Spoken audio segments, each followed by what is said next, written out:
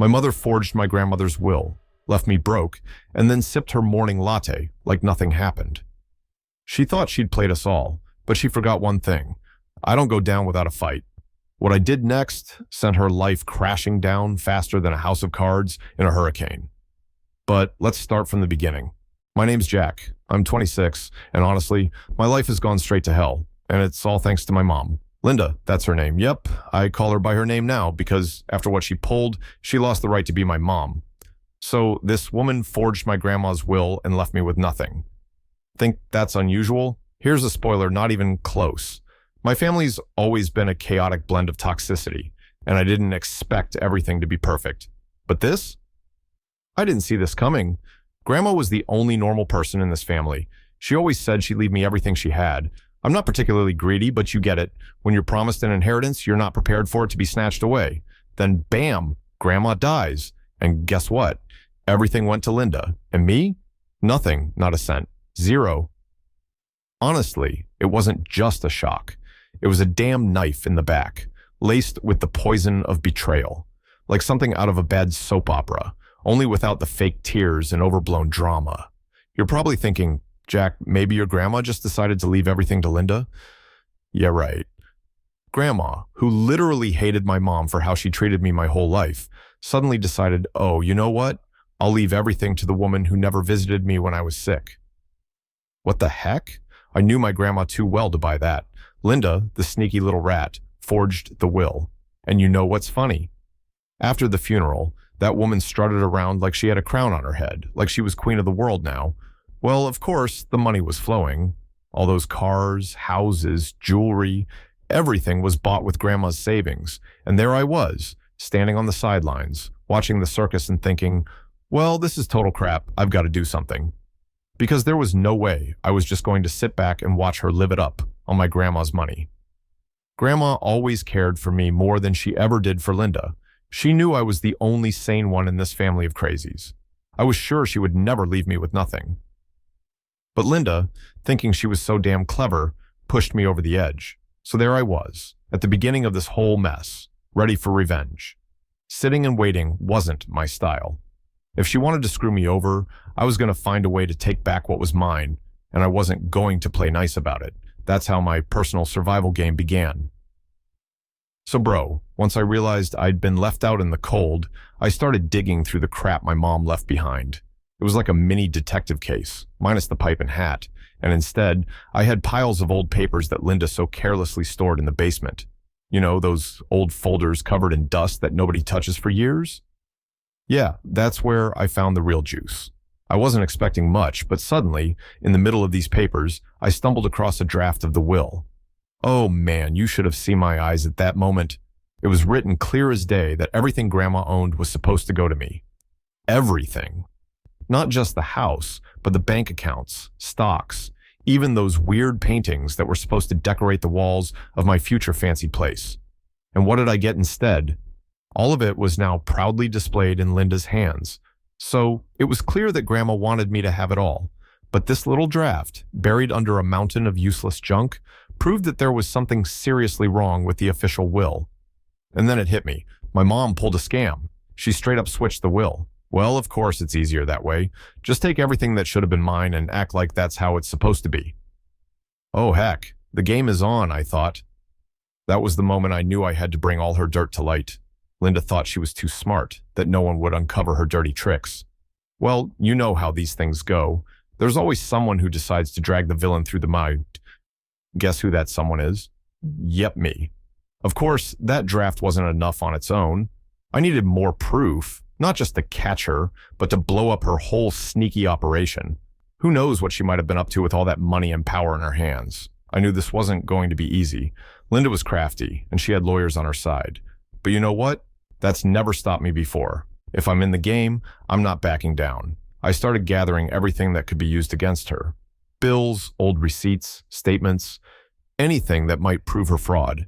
It was like a chess match, with every move getting me closer to checkmating her. The more I dug into Linda's life, the more I realized that my mom wasn't just some sweet old lady, she was a full-blown con artist. You know how in movies, the hero stumbles upon a double life of someone close to them? Well, in my case, it wasn't some Hollywood thriller. It was real chaos. She acted like Mother of the Year, but in reality, she was drowning in debt. Not just regular debt, but the kind that would make any bank kick her to the curb. Linda was a master at keeping up appearances. To everyone else, she looked like the epitome of success. You know, the kind of person people fawn over at family gatherings saying, "Oh, you're amazing. How do you do it all?" And she kept it all together through a mess of credit and forged documents. At first, I thought she just bit off more than she could chew.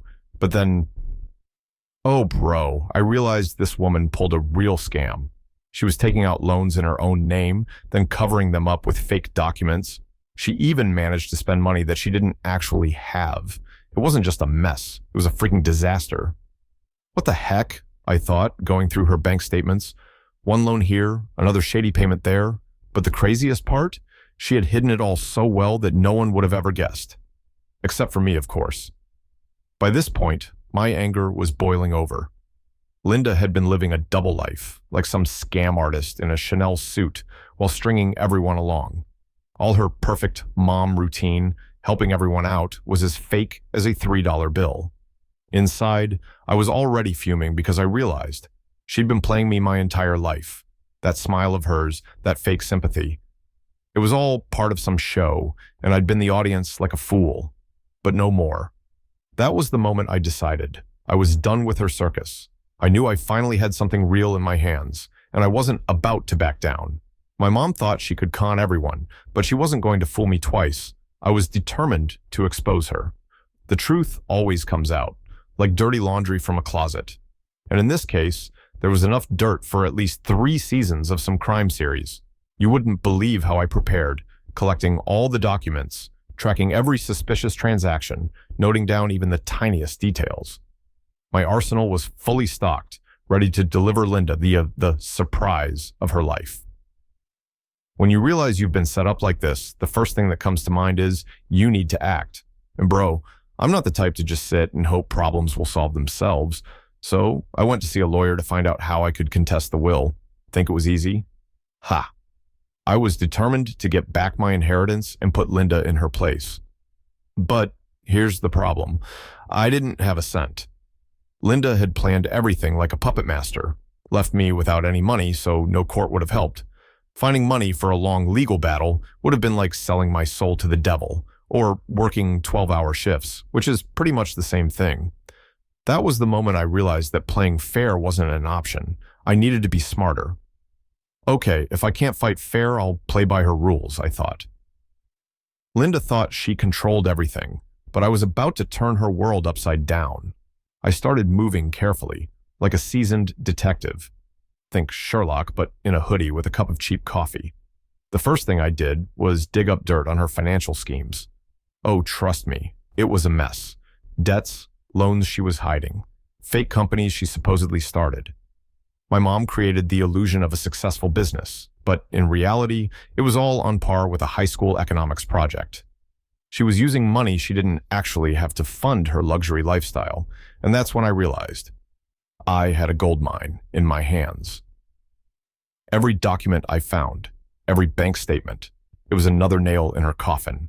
My mom thought her secrets would stay buried, but I knew how to dig them up and use them against her. Once I had enough dirt, I decided to start with a small hit. Subtle, but sharp. "Hey, Linda, how's it feel living knee-deep in debt? Hope you're ready for a surprise," I thought as I plotted my move. I wasn't going to go head-on because that was her game. Instead, I planned to bring her down from the inside, to make her watch as everything she built on lies slowly crumbled. And you know what? I didn't even have to try that hard. Her mistakes started to work against her. For all her cunning, she wasn't foolproof. Her schemes were as flimsy as my old jeans. Debts, yeah, she had more of them than she could ever pay back. It was like she was throwing coins into a well, hoping they'd come back as $1,000,000. But instead, all that came back were more problems. That's when I decided to go all in. I planted fake documents, a real paper trap. They looked like they came from the bank. Stamps, signatures, and all sorts of scary legal jargon. The gist was that her debts would be canceled if she met certain conditions. Of course, those conditions didn't exist, but Linda was so desperate, she believed all of it. As soon as she saw the papers, she started panicking. What the heck is this? Must have raced through her head as she realized her perfect life was hanging by a thread. I never imagined she'd lose her cool that quickly. Her eyes must have been wide with terror, like a cat cornered by a fire hose. She started scrambling, calling people, trying to figure out how to fix everything. And that's when the trap closed.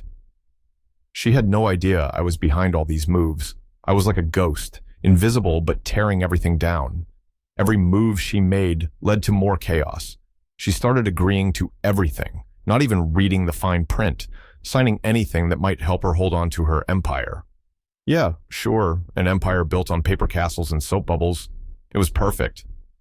My mom, who always thought she had everything under control, was now losing it, and this was just the beginning. Her world was falling apart, and I was just standing by, savoring every moment of her downfall. It was like watching a slow-motion train wreck, but you got the remote control to speed it up whenever you want. I thought Linda might get suspicious, but she was so wrapped up in her own panic that she couldn't even believe that her son, the one she screwed over, was now orchestrating her collapse. Not only had I regained control, but I'd done it so smoothly that she had no idea what was happening to her. So, bro, the trap was sprung, and Linda was at the center of her own nightmare. So, bro, when I say final blow, I don't mean some half-hearted attempt to finish things off. Nope, this was a cold, calculated, and honestly genius gut punch. Linda, who always thought she was the queen of the pyramid, was now in a situation where her sandcastle was about to be swept away by the tide. Her financial situation turned into a living hell on earth. She'd lost control of her assets, the debts piled up higher than a government deficit, and foreclosure was looming. At this point, I knew it was time to make my move. Time for an offer she couldn't refuse. This wasn't just a cliché. It was something so obvious that she didn't even realize she'd walked right into the trap.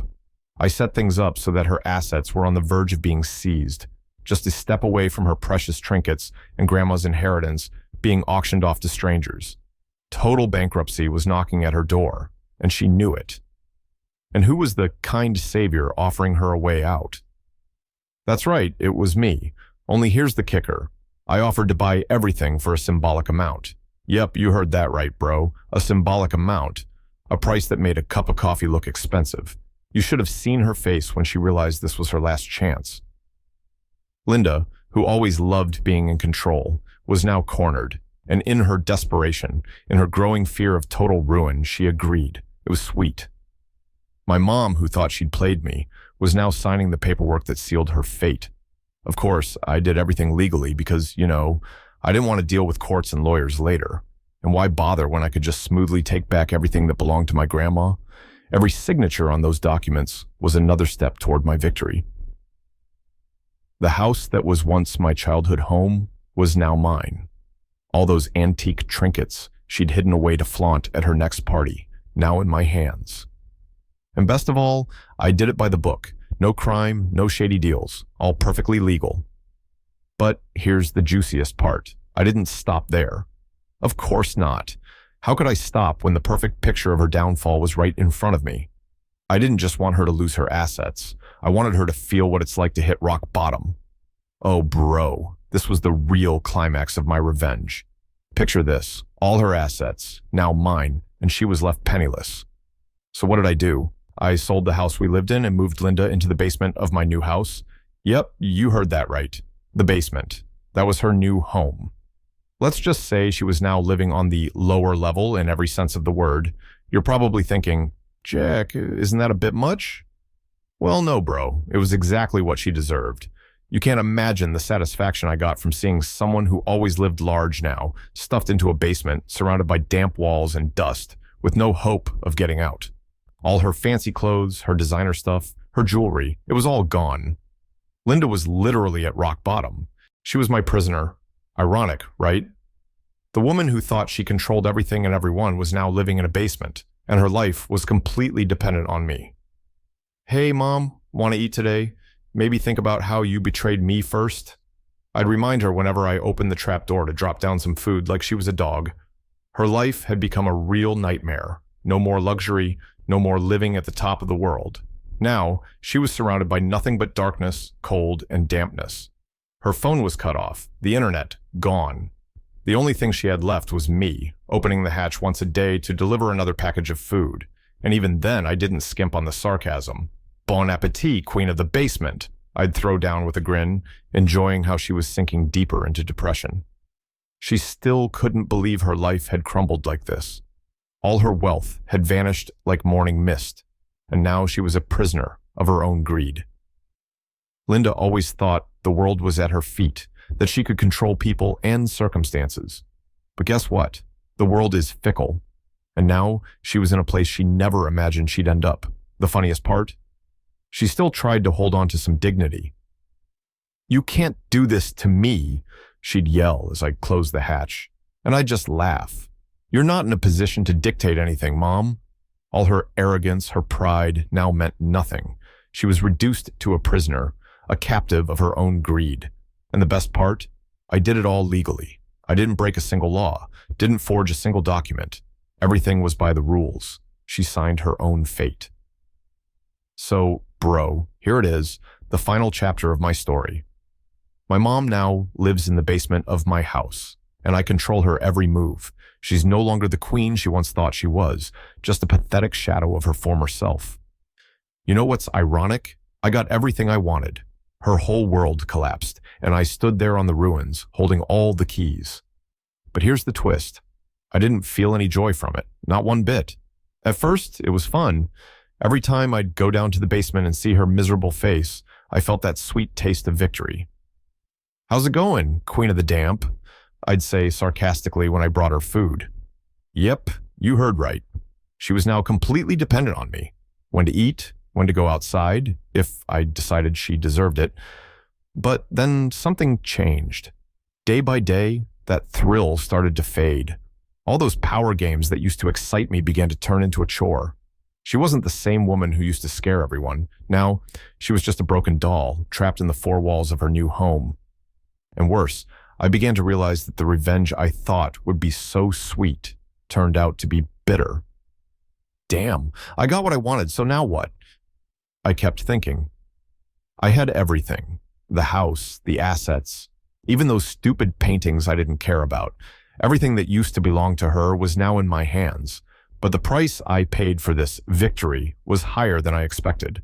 I'd lost not just time and energy, but myself along the way. Every time I opened the hatch and heard her soft voice, pleading for something inside me tugged. She had forced me into this, and I wasn't going to apologize for it. She got what she deserved. But still, something felt off. My life now revolved around controlling her pathetic existence, and I didn't even know why anymore. Revenge doesn't bring happiness, is what I finally realized. You can destroy your enemy, take everything they ever had, but what do you get in return? Emptiness. She dug her own grave, and I just pushed her into it. But the truth is, when she fell, I looked down and saw there was no one at the bottom. She was broken, and I was hollow. In this new order of ours, I didn't see power or satisfaction anymore. Just an endless void. And while I could wrap this story up with some grand finale, bro, there's really nothing to brag about.